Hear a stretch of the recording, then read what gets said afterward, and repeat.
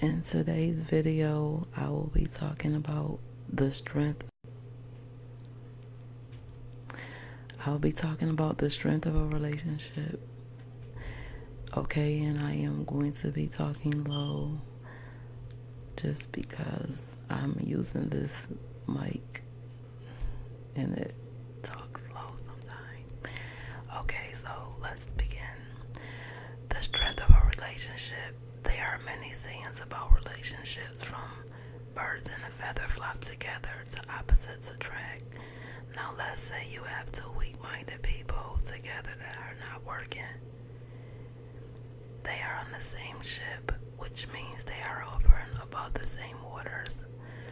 One is not as strong as the other, which means they can't help each other get out of that rut they established, nor can they begin to build each other up to become successful, which creates abuse and cheating, different mindsets within the relationship.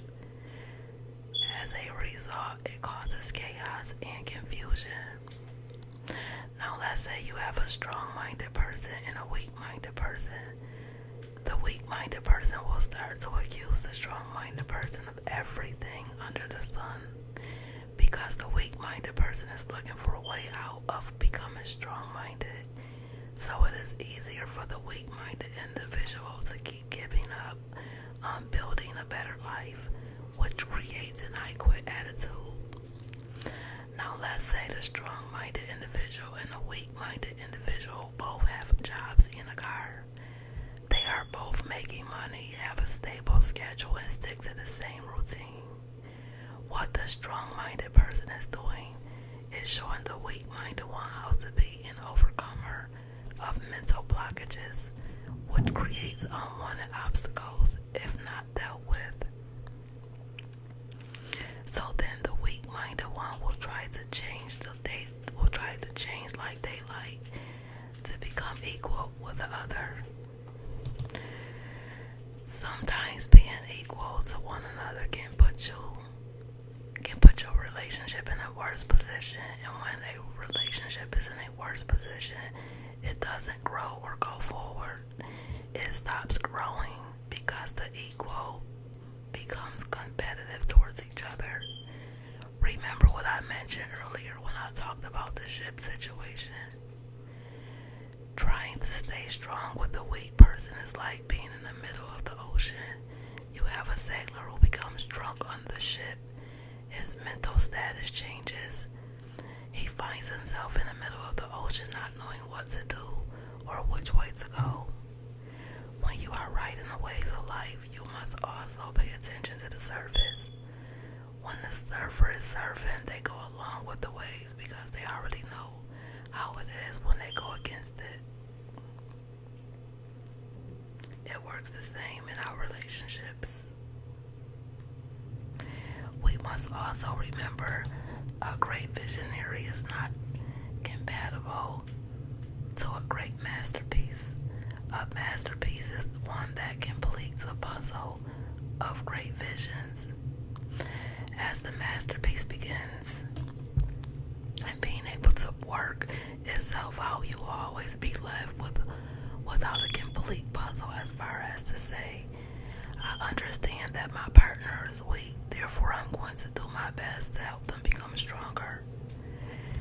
What then tends to happen with a lot of people is that their foundation becomes wrong due to them trying to help the weak partner, which forms unbalance.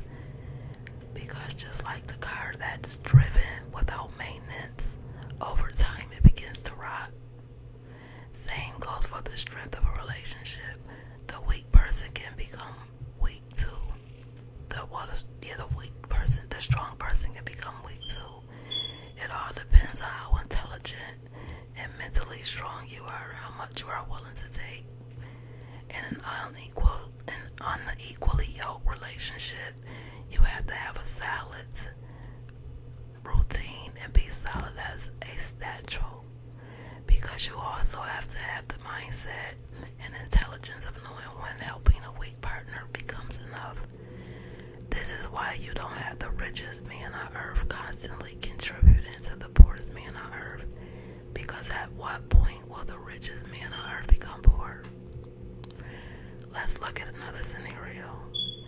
A man who calls himself a father, he has a kid, and he doesn't take care of his responsibilities. Then the question is asked, at what point did he call himself a father? You can have a kid and still not be a parent. That's where the saying comes from kids having kids.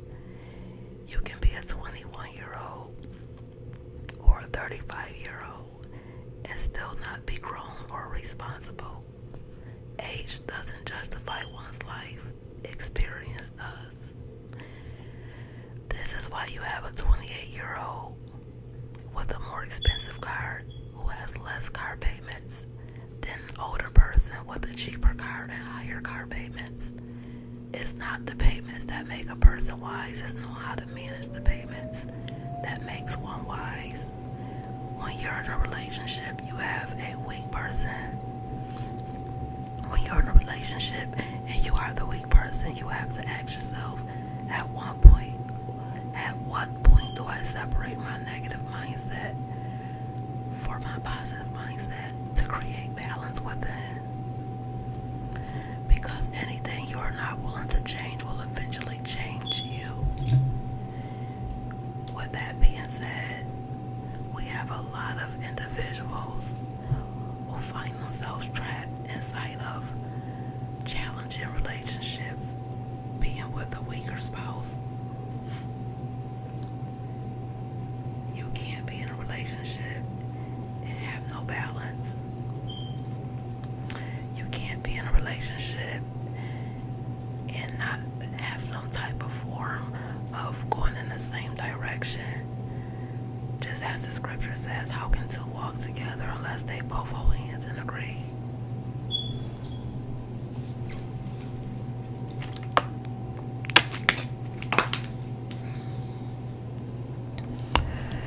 You have to